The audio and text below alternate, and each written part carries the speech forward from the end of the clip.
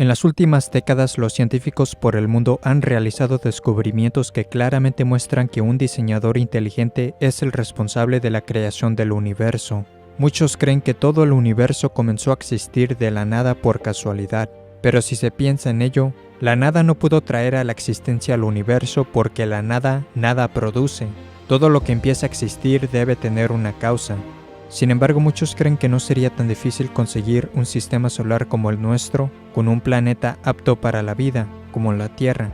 No obstante, muchos científicos disienten, y ellos han introducido evidencia abrumadora para fundamentar su posición. Por ejemplo, hay muchas fuerzas en el universo que están precisamente balanceadas para hacer cosas como mantener unida la materia. Sin estas fuerzas, las galaxias, los planetas y las estrellas nunca se hubieran formado. Se han observado que muchas estrellas se agrandan y se contraen de manera significativa. En un año, un resplandor puede ser muy fuerte y luego muy tenue. Sin embargo, afortunadamente nuestro Sol tiene una increíble estabilidad. Él no se agranda ni se contrae de manera significativa como lo hacen muchas otras estrellas. Si nuestro Sol lo hiciere, la vida en la Tierra sería catastrófica. Algunas estrellas de hecho sí explotan violentamente en una supernova. Los escombros de estas explosiones se llaman restos de supernova. Según muchos evolucionistas, estos escombros deberían ser visibles con telescopios por millones de años. Según la investigación científica, las galaxias similares a la nuestra experimentan una supernova en promedio cada 26 años. Por lo tanto, si supiéramos aproximadamente cuán frecuentes ocurren en las galaxias similares a la nuestra, el total de los restos de supernova que tenemos en nuestra galaxia debería darnos una idea de cuántos años tiene nuestra galaxia. En la búsqueda por los restos de supernova en nuestra galaxia de la Vía Láctea, los astrónomos han descubierto un total de solo aproximadamente 250. Entonces, si una supernova ocurre aproximadamente cada 26 años, como lo hemos visto de esas otras galaxias, un total de 250 restos de supernova nos indicaría una edad cercana a 6.500 años para nuestra galaxia. Eso es casi semejante a la indicación de la Biblia sobre cuánto tiempo ha existido nuestro mundo. Un número tan pequeño de restos de supernova señala una galaxia muy joven, definitivamente no millones o 1.000 millones de años, sino miles de años. Para decirlo de otra manera, si los evolucionistas tuviesen razón sobre la edad de la Tierra, entonces veríamos miles y miles de restos de supernova en nuestra galaxia, y no aproximadamente 250. Para que podamos existir en la Tierra, nuestro Sol debía ser una estrella con la masa exacta y temperatura correcta, ni muy caliente ni muy fría. Nuestro Sol genera una cantidad perfecta de energía para la vida en la Tierra. El Sol libera más energía en un segundo que lo que la humanidad haya producido en toda su historia. Si pudiéramos sentir una baja de la energía del Sol por tan solo un pequeño porcentaje, todos los océanos se congelarían. La Tierra está a la distancia correcta del Sol. Si la Tierra estuviera un poco más cerca al Sol o un poco más alejada, o sería demasiado caliente o demasiado fría para que la vida exista. Además, el tamaño de la Tierra es correcto, ni muy grande ni muy pequeña. También afortunadamente tenemos la Luna de un tamaño correcto, la principal responsable para regular las mareas de la Tierra. Estos son solo unos pocos ejemplos de una lista larga de factores que necesitan ser justamente los correctos, ambos a nivel cósmico y a nivel local de la Tierra, para tener una Tierra que pueda sustentar la vida. En muchos casos, si se alteran incluso levemente estos factores precisamente equilibrados, la vida sería imposible en la Tierra.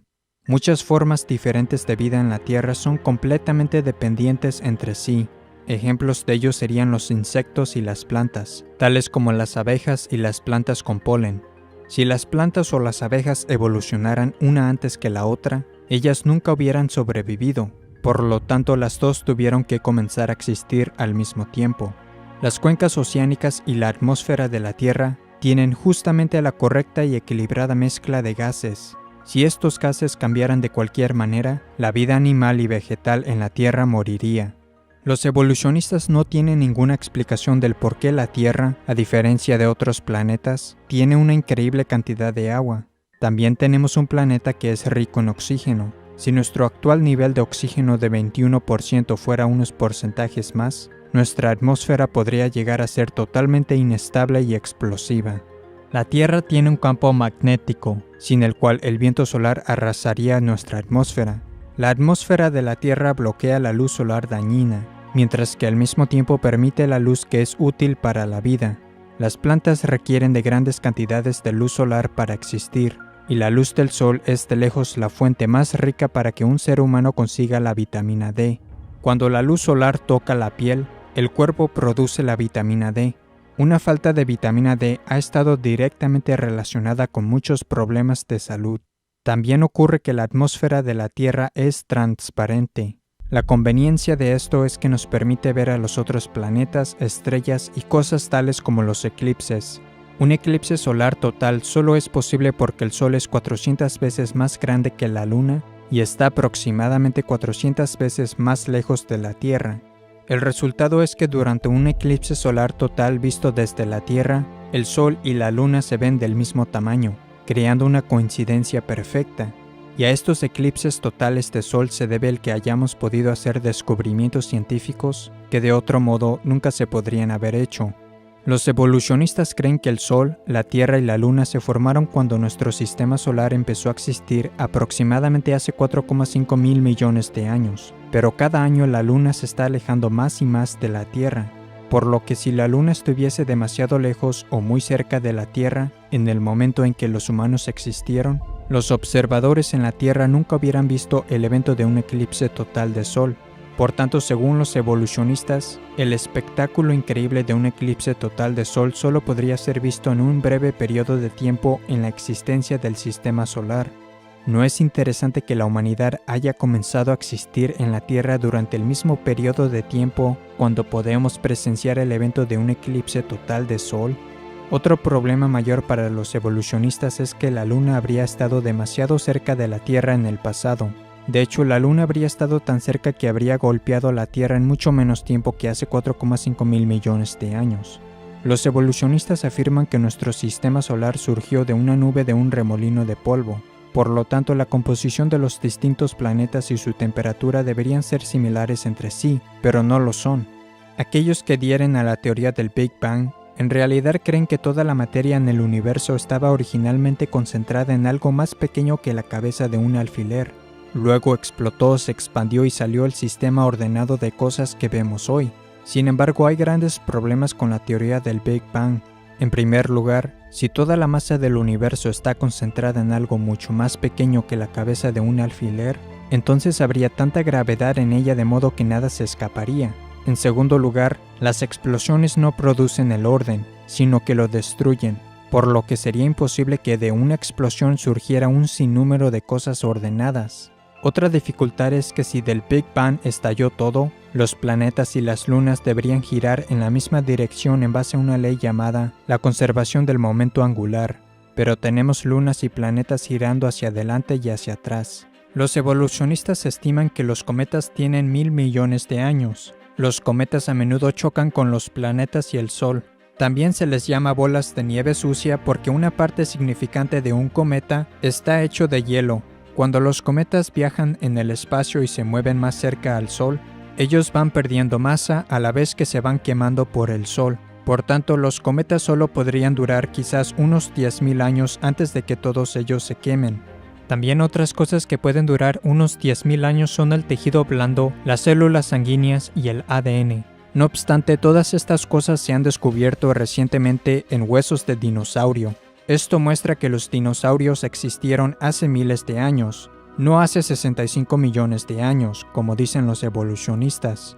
Otro gran problema para los evolucionistas es el actual número de la población humana de la Tierra de 7,3 mil millones. ¿Cuánto tiempo se tardaría en ir desde 2 personas a 7,3 mil millones de humanos? En realidad no tomaría tanto tiempo.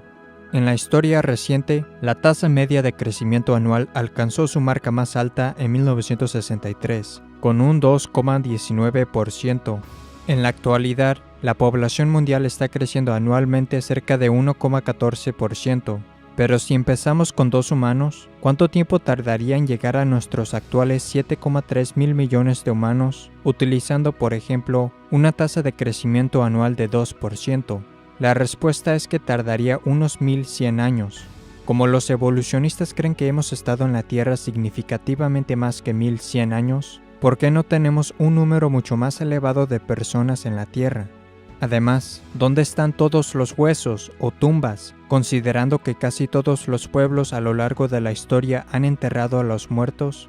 Algunos quizás puedan tratar de convencerse a sí mismos de que para conseguir un planeta muy especial como la Tierra, solo fue un accidente, que todo ocurrió exactamente de la manera correcta. Pero incluso si alguien creyera en esto, ¿cómo empezaría la vida en la Tierra cuando es un hecho ineludible que la vida no puede venir de la no vida? Todos los seres vivos en la Tierra se componen de células. Entonces, ¿cuáles son las posibilidades de que una primera célula pudiera haberse formado accidentalmente? Hace 150 años, cuando vivía Charles Darwin, la célula era considerada como una gota de gelatina microscópica, no sofisticada y simple. Sin embargo, como resultado de recientes descubrimientos, ahora sabemos cuán increíblemente complejas son estas extraordinarias pequeñas células. El cuerpo humano de un adulto contiene 100 billones de células de varios tamaños. 10.000 células humanas de tamaño medio pueden caber en la cabeza de un alfiler, y cada célula individual contiene información equivalente a unos 4.000 libros. La información de todas las células de un adulto en forma de libro llenaría por completo el Gran Cañón más de 75 veces. La célula es similar a una supercomputadora, pero microscópica en su tamaño. La célula también podría ser vista como una ciudad en miniatura, con una elaborada red de rutas conectadas, con numerosos camiones de proteínas moleculares que realizan las diferentes tareas para la función de la célula. Por ejemplo, en la célula hay pequeños camiones moleculares que viajan a través de microscópicas estructuras como de carretera que transportan materiales alrededor de la célula. Un ejemplo de una máquina molecular en la célula es el motor flagelar que alguna bacteria utiliza para nadar. Es un motor rotario molecular que tiene una cola parecida a un látigo y puede operar a velocidades de hasta 100.000 revoluciones por minuto. Esta es una imagen del motor flagelar aumentada más de 50.000 veces. Es 1 entre 100.000 de largo de 1 pulgada. 8 millones de estos motorcitos cabrían dentro de la sección transversal de un cabello humano. Se pueden ver los detalles de su construcción. Está compuesto de 30 partes de proteínas diferentes. Parece que fue diseñado por un ingeniero. El motor flagelar es muy parecido a un motor eléctrico. Girando hacia adelante y hacia atrás, el motor flagelar conduce a una bacteria a través de un medio líquido extremadamente viscoso. Como resultado del motor flagelar, se estima que la velocidad superior de natación de una bacteria sería al equivalente de una velocidad de 60 millas o 97 kilómetros por hora de un nadador humano.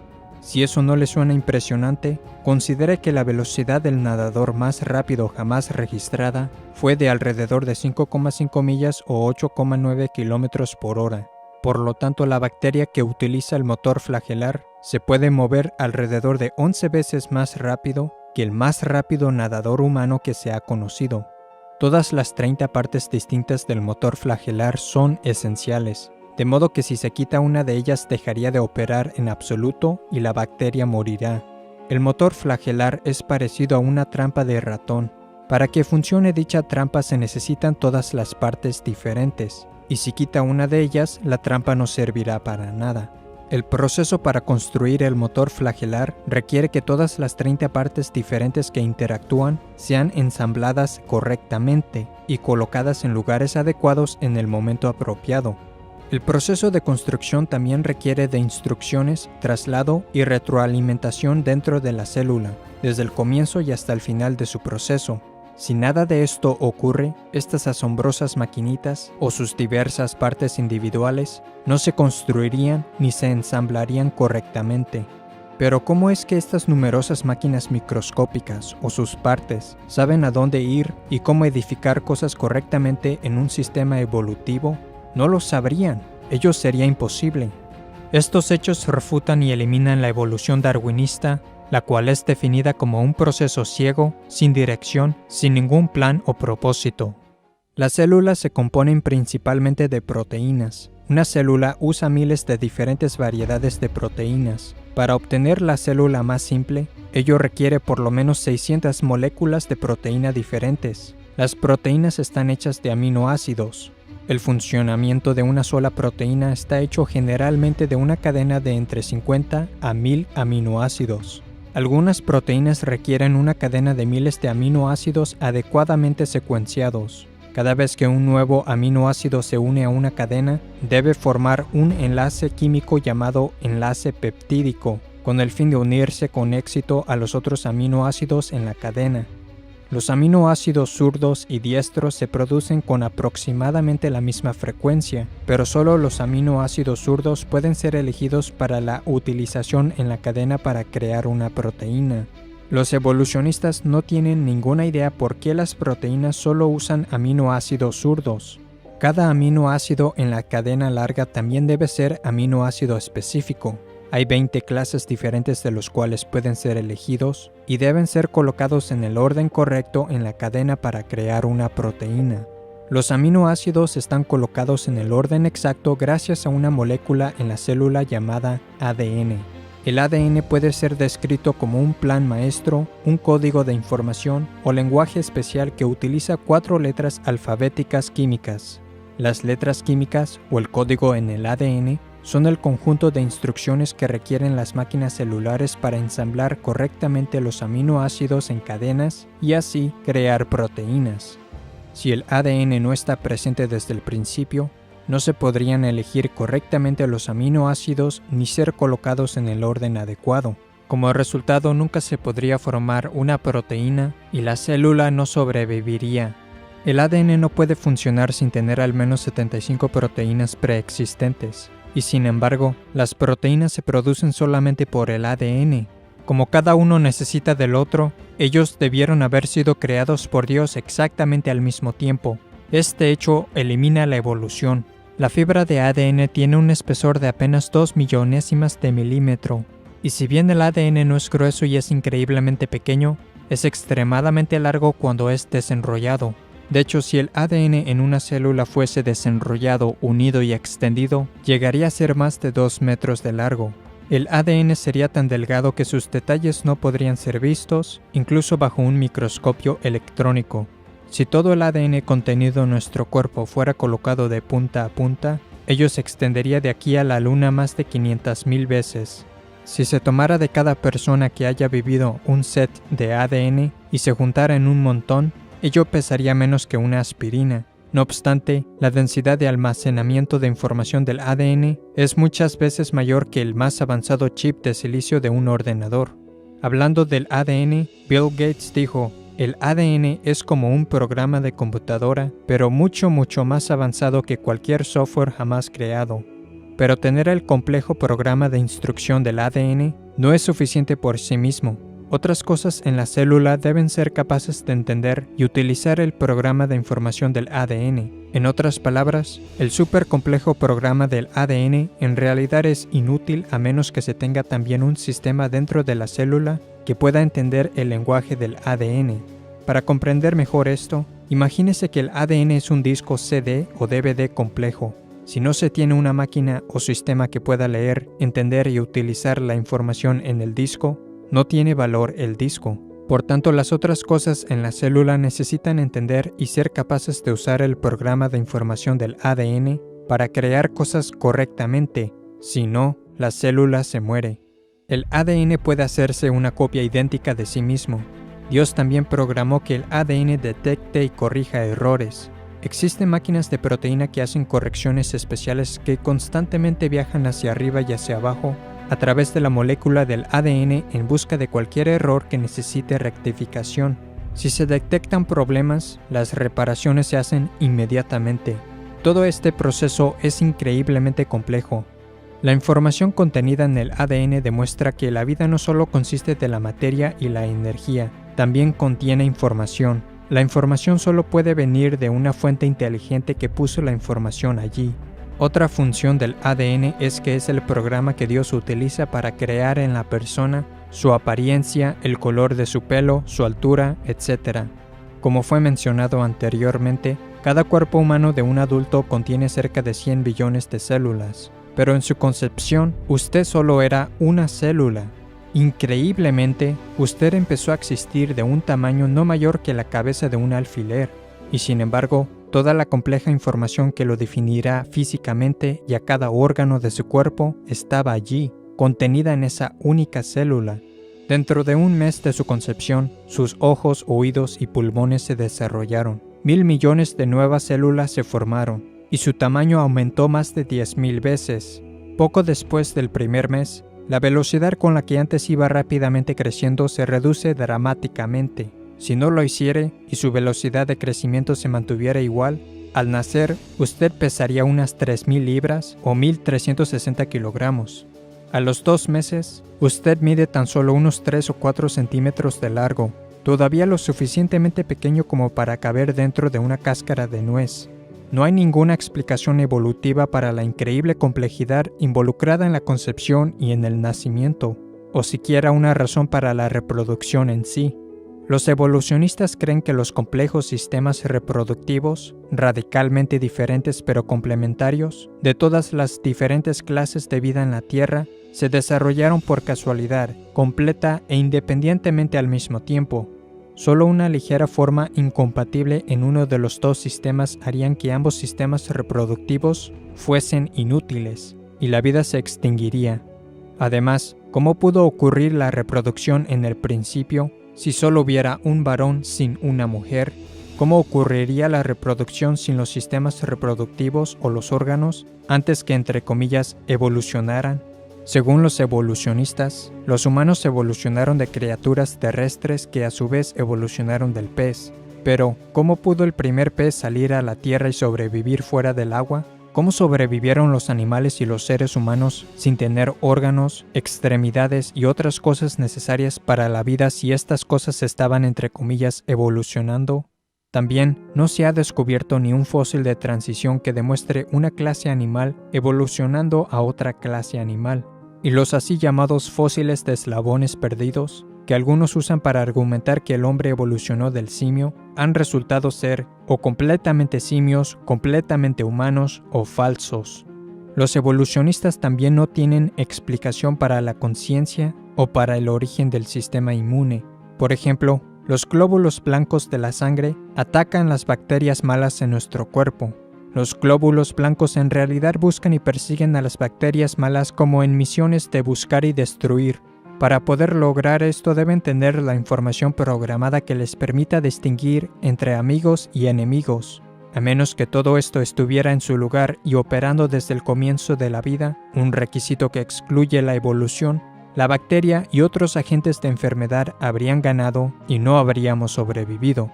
Los evolucionistas no tienen ninguna explicación para el proceso extremadamente complejo, pero con precisión perfecta, que el cuerpo realiza para la coagulación de la sangre. Sería un desastre si la sangre no se coagulara en el momento adecuado o en el lugar apropiado. Si la sangre empezara a coagularse en el lugar indebido, por ejemplo en su pulmón o en su cerebro, usted podría morir. Si la sangre comenzara a coagularse después de perder mucha sangre o no cubriese toda la herida, usted podría morir. Si la coagulación de la sangre no se limitara nada más que a la herida, todo su sistema sanguíneo se solidificaría. La evolución no tiene explicación para la coagulación de la sangre, porque entonces, ¿cómo sabría su cuerpo cuándo y dónde empezar el proceso de coagulación de la sangre, a menos que exista una información interna inteligente que la guíe? Y hablando de la sangre, ¿qué vino primero, la sangre o el corazón que bombea la sangre? ¿La piel evolucionó antes que la sangre? Y si fue así, ¿cómo pudo sobrevivir? La verdad es que todas estas cosas tuvieron que desarrollarse por completo y estar presentes todas juntas desde el inicio para que la humanidad pudiese sobrevivir. El cerebro humano de 3 libras o 1,5 kilogramos es la estructura más compleja y ordenada de materia en el universo. El cerebro humano de un adulto contiene más de 10 elevado a la 14 potencia, que equivale a 100.000 millones, de conexiones eléctricas. Eso es más que todas las conexiones eléctricas en todos los aparatos eléctricos del mundo. En el fondo de su ojo está la retina, mide menos de 1 pulgada cuadrada. No obstante, esa pulgada cuadrada contiene más de 137 millones de células sensibles a la luz, las cuales están conectadas al cerebro. El ojo humano puede sanarse por sí mismo y es autolimpiante. El ojo también puede enfocarse automáticamente, permitiéndole a la persona distinguir millones de colores. Si su ojo estuviera fuera de lugar por un pequeño grado, tendría una visión doble. Estos hechos son solo algunas de las pruebas que demuestran que fuimos creados por Dios. y hallamos clara evidencia del poder e inteligencia creativa de Dios, no solo en el diseño del hombre, sino también en la increíble complejidad de los animales y los insectos. Esto se cubre en detalle en la serie de videos en inglés Incredible Creatures That Defy Evolution, las increíbles criaturas que desafían la evolución. Algunos creen que la complejidad de la vida y el universo pueden ser explicados por la posibilidad de que hubiesen sido creados por una raza alienígena, pero en realidad creen que los alienígenas tienen el poder para crear la Tierra o algo del tamaño del Sol. Más de 1 millón de tierras podrían caber dentro del Sol. El Sol además es muy caliente. Entonces, ¿cómo pudieron los alienígenas armar el Sol y construirlo? ¿Cómo pudieron haberse acercado tanto al Sol cuando lo construían? ¿O cómo se alejarían de él lo suficientemente rápido sin morir al encenderlo? Las condiciones fuera de la Tierra en el espacio exterior son, según la evidencia, muy hostiles para que exista la vida. Por ejemplo, la exposición prolongada a los rayos cósmicos en el espacio exterior puede ser fatal. Las meras temperaturas extremas en el espacio exterior harían que casi toda forma de vida sea o demasiado caliente o muy fría. También hay gases tóxicos, radiación mortal, explosiones gigantescas, fuerzas gravitacionales extremas y la falta de ambientes adecuados y elementos químicos para que exista la vida. No obstante, un gran número de astrónomos creen que la vida evolucionó en la Tierra y que por tanto, según dicen, debió haber evolucionado en otros planetas en el espacio. Sin embargo, si esto fuera verdad, deberían existir muchas razas alienígenas en otros planetas más antiguas que la nuestra. Algunas de ellas serían mucho más avanzadas tecnológicamente que nosotros. Como resultado, ellas habrían enviado una señal de radio a través del espacio que luego captaríamos o nos habrían alcanzado con sus naves o robots. Pero nunca hemos encontrado nada de alienígenas, ni sus robots, ni sus naves, ni siquiera una pieza de sus naves. He aquí algunas características que se han reportado del vuelo de ovnis. Al volar, los ovnis a menudo cambian de tamaño, color o forma.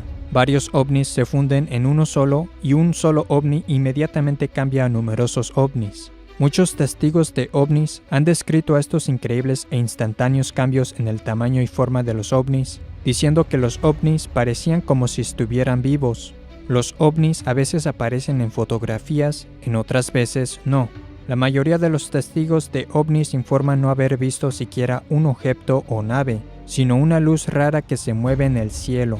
Algunos ovnis aparecen y desaparecen repentinamente justo enfrente de las personas y también pasan a través de la Tierra o los objetos físicos. Este tipo de comportamiento significa que los ovnis no podrían ser del mundo material, sino que tendría que ser de algún tipo de fenómeno espiritual. Basado en la actividad observada de los ovnis, muchos de los mayores investigadores de ovnis en el mundo ya no creen que los ovnis puedan ser del mundo material.